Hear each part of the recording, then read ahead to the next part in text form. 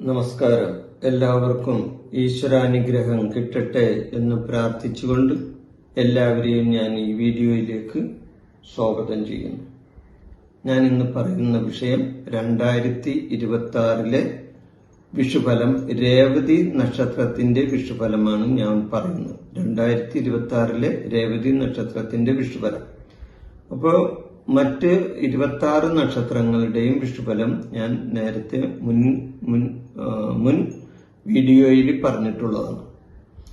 ഇത് ഈ രേവതി നക്ഷത്രക്കാരുടെ വിഷുഫലമാണ് ഇപ്പൊ പറയുന്നത്.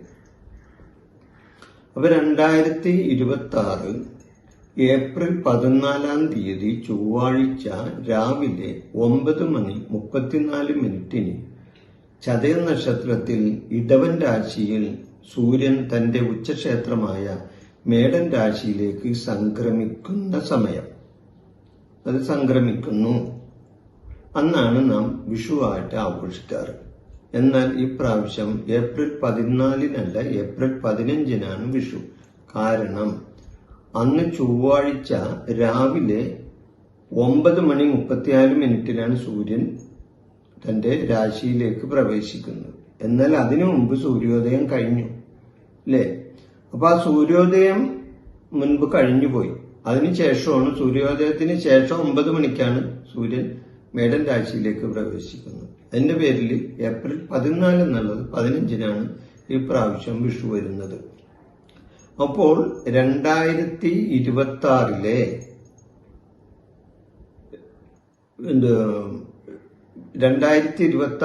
പഞ്ചാംഗ വിധിപ്രകാരം സൂര്യൻ തന്റെ ഉച്ചരാശിയായ മേടൻ രാശിയിലേക്ക് പ്രവേശിക്കുന്ന ആ സംക്രമ സമയത്തെ, ആ സംക്രമ പുരുഷന്റെ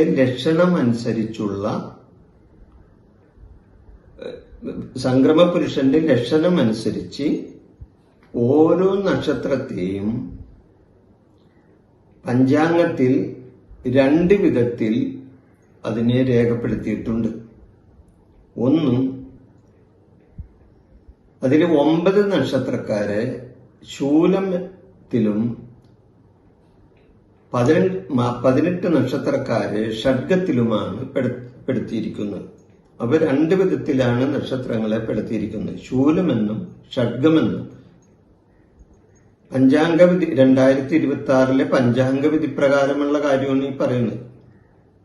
അപ്പൊ ശൂലത്തിൽ തന്നെ ആദിശൂലമെന്നും മധ്യശൂലമെന്നും അന്ത്യശൂലമെന്നും 9 നക്ഷത്രങ്ങളെ വിലയിരുത്തിയിട്ടുണ്ട്.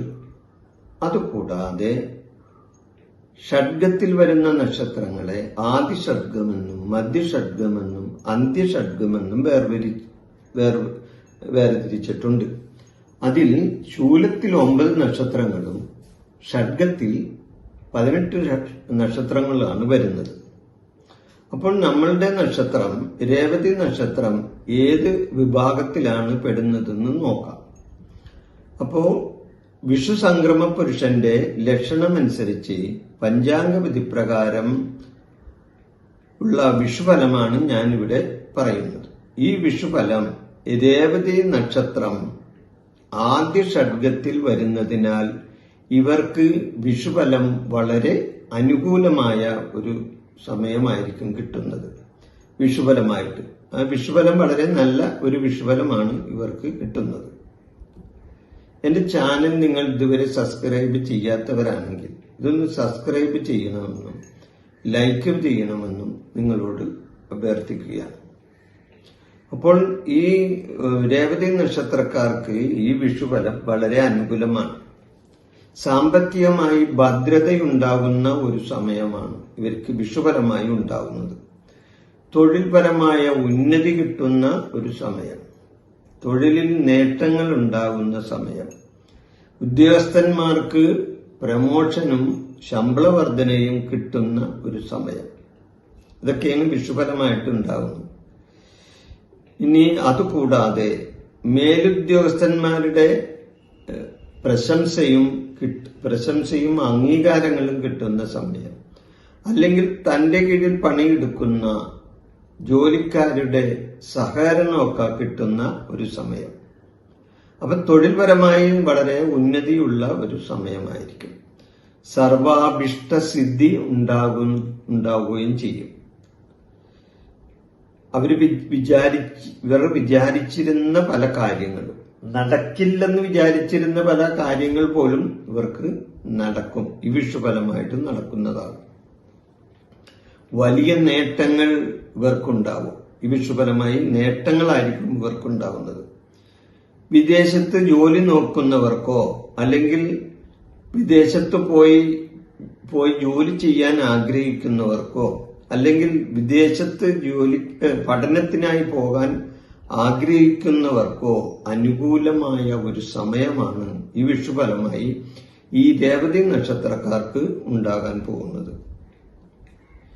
ജോലി സംബന്ധമായി ഞാൻ നേരത്തെ പറഞ്ഞു, പ്രമോഷൻ ഉണ്ടാവും, ശമ്പള വർധനയൊക്കെ കിട്ടും, സ്ഥാനക്കയറ്റങ്ങൾ കിട്ടും, മേലധികാരികളുടെ പ്രത്യേക പരിഗണന ഇവർക്ക് കിട്ടും.